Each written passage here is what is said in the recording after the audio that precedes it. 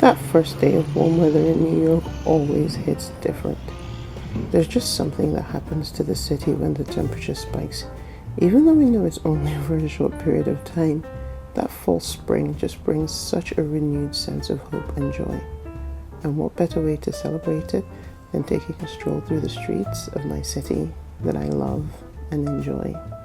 Every time I come to this part of Midtown, all I can think to myself is how much New York has changed over the years. It's just so odd to me, really, to walk down this part of Fifth Avenue and not see rounds of people camped out waiting for the newest Apple product. This is a different New York from the one that I moved to, but still a New York I love. And when in this part of town, to be honest, what better thing to do than to head over to my favorite place in the city? That's it, Central Park.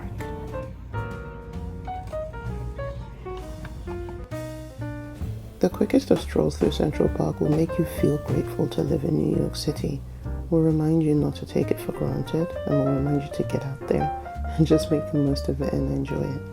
And this day was no different. And after enjoying the city, after strolling through the park and feeling the sun on my face and the wind in my hair, I thought to myself, okay. And while Central Park may indeed be my backyard, Monef's Jungle is my indoor garden. Let's go tend to it.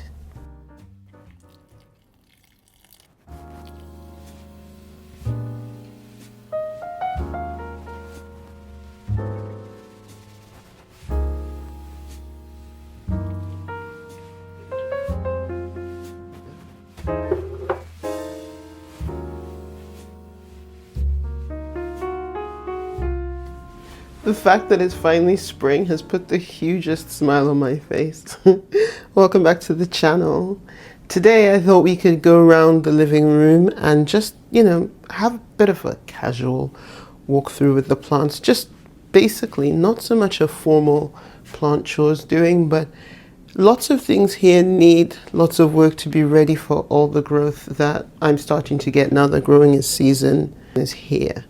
Everything is popping out new leaves and super exciting, but the water is also diminishing faster, so I have to sort of up my watering game. And just to be ready and to avoid any casualties or dramas, I'm just going to be going through all of them and, doing a little repotting, extending some poles, doing some chopping, treating, watering. I'm pretty behind on my watering at the moment because it's been a busy few days. So I thought, we could hang out together, water a little bit, chop if it needs it, just gossip about the plants if we have to. And yeah, that's what we're going to do. So let's get started, shall we? Now, I think that the most pressing and urgent corner in the apartment is actually this one. So as you can see, as much as I love this corner, things are going a little bit pear-shaped here for a huge variety of reasons, really. First of all, this Hoya is leaning over. The trellis is, I think it's too top heavy at the moment, but it's also in a pot that's just a little bit too small. So I need to pull this out. I probably need to do some repotting, maybe somehow try to secure the trellis better to the pot. And let me show you, I have a snake plant all the way in the back here that just does not get the kind of water it needs to be healthy and happy. It is chronically underwatered. I also don't really care for it that much. I'm not sure. I don't think I want to keep it. So I want to pull this snake plant out and just see what this area looks like without it. I'm going to be repotting and sorting out that Hoya. And then this ficus elastica, this burgundy ficus elastica needs a repot. I think it has the potential to do massive things this summer. So I want to get it into a giant pot and figure out where I'm placing it, of course. I just want to change the trajectory of this corner a little bit. I recently repotted this Frydek, this Alocasia Frydek, so it's probably still working on building up those roots and hopefully should be putting out new leaves soon. I think the first order of business is probably to move just about everything out of that corner except for the hanging donkey tail. Remember, we don't touch that one.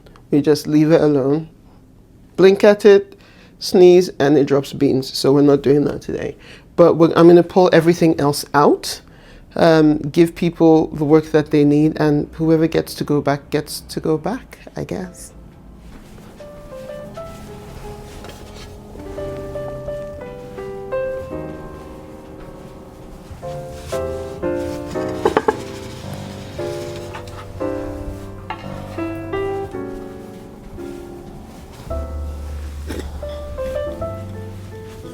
This cactus is just sitting on the windowsill. I think I'm gonna end up leaving it there. It looks like it's ready to flower though. I should probably water it. I'm just checking to see if there's anything I need to worry about pest-wise. It looks okay. I don't think this one is gonna be moving. I think this one's just gonna be in the same spot. I'll water it and put it back.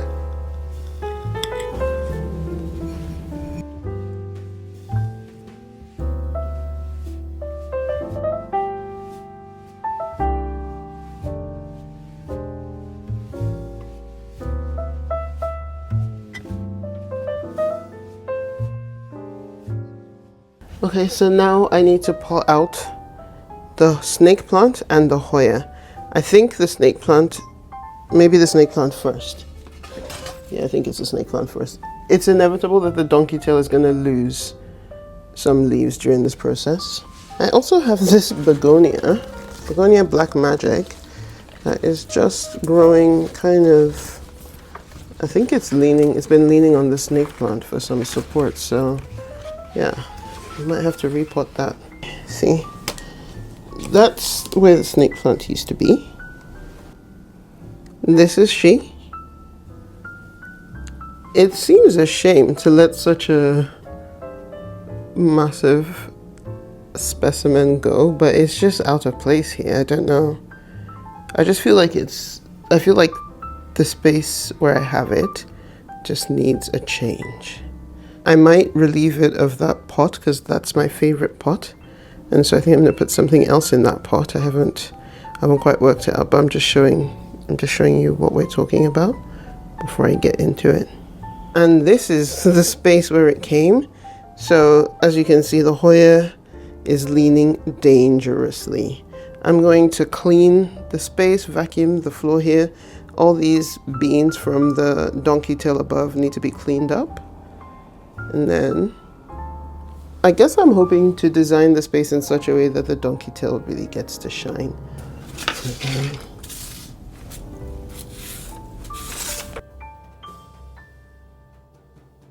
This is like a bit disastrous. No! It's falling off the trellis completely. Great. Okay, there's a lot of work to do on this Hoya because she has basically entirely come off the trellis. I'm gonna have to restake it. It's probably for the best, to be honest. It's a mess. She has basically completely fallen off the trellis, and the pot it's in is too small. There's not enough soil in there, so I have a lot of work to do on that front. I'm gonna finish cleaning the corner first, and then I guess I'll start with the Hoya. And now this corner is clean and empty, and it's time to figure out who's going where first. But first I need to repot.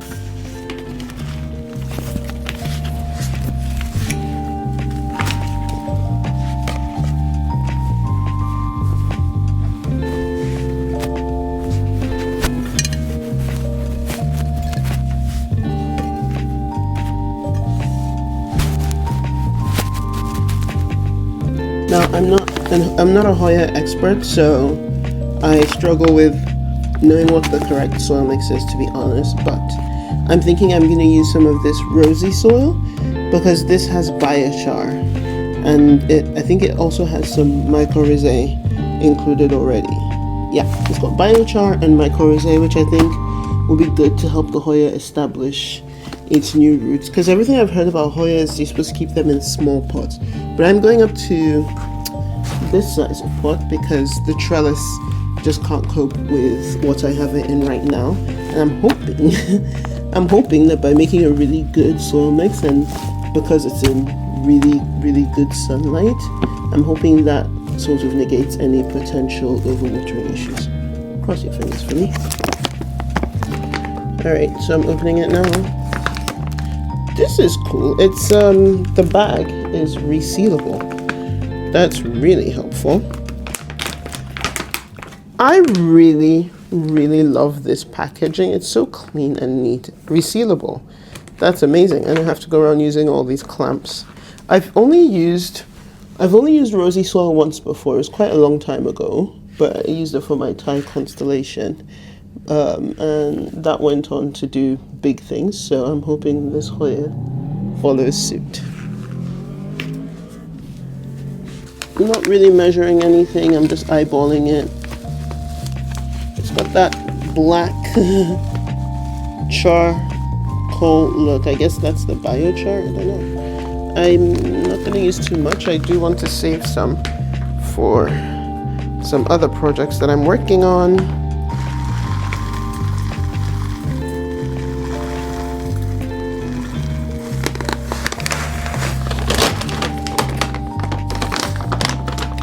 A little bit of lacquer,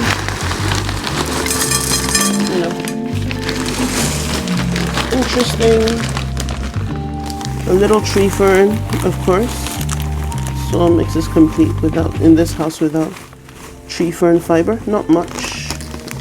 I saved the bulk of it for the anthuriums, just a little bit.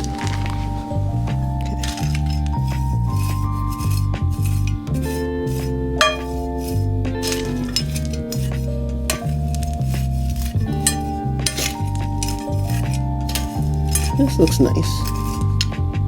Nice and well draining.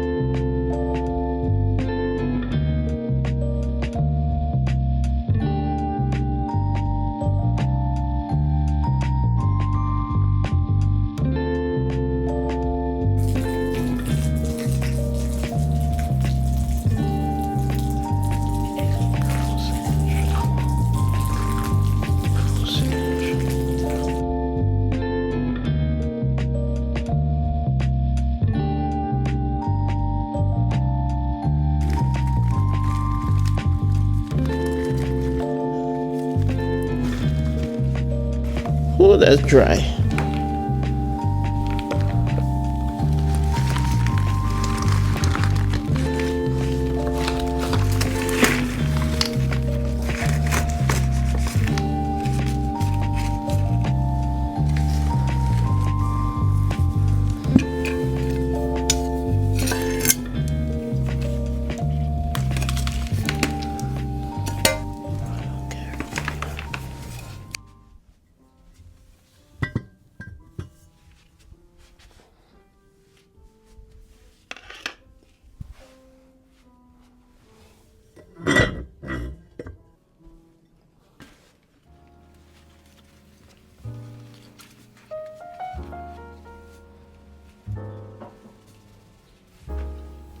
At this point, I realized that my Hoya, which has been sitting in the corner and looking beautiful all this time, has gotten unbelievably tangled. And yes, too top heavy for the trellis, but I don't have another one and I'm not changing it now, so really my only choice is to restake it.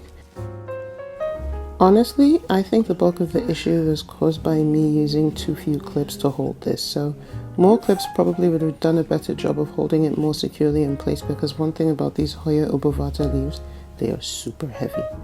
And so I'm just restaking it, and I'm adding multiple clips, and I do mean multiple, like a clip every so often, in the hopes that this will hold it more sturdily in place until I have a chance to reevaluate my trellis situation and see if I need to get something different.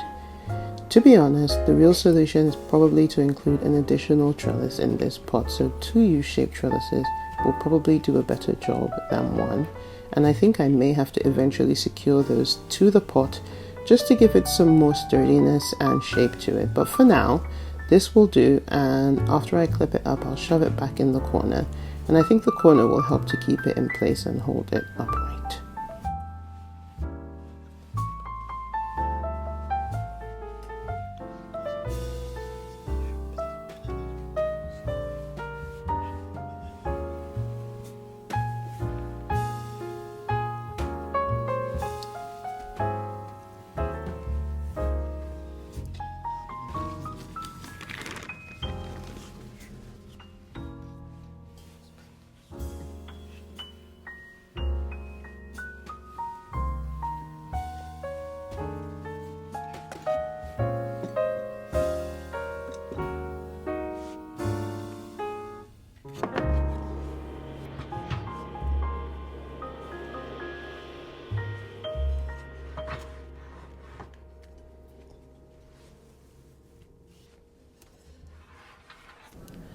So this is where it is for now. It doesn't quite look like I want it to. I'm not done yet. But the snake plant is out for now. I'm going to decide whether to rehome it somewhere else in the apartment. I thought I was going to get rid of it, but the more I look at it, it's quite a dramatic looking snake plant to get rid of. I'll have to give it some thought. Anyway, this area is not done. I do have some other plants to put there. I've got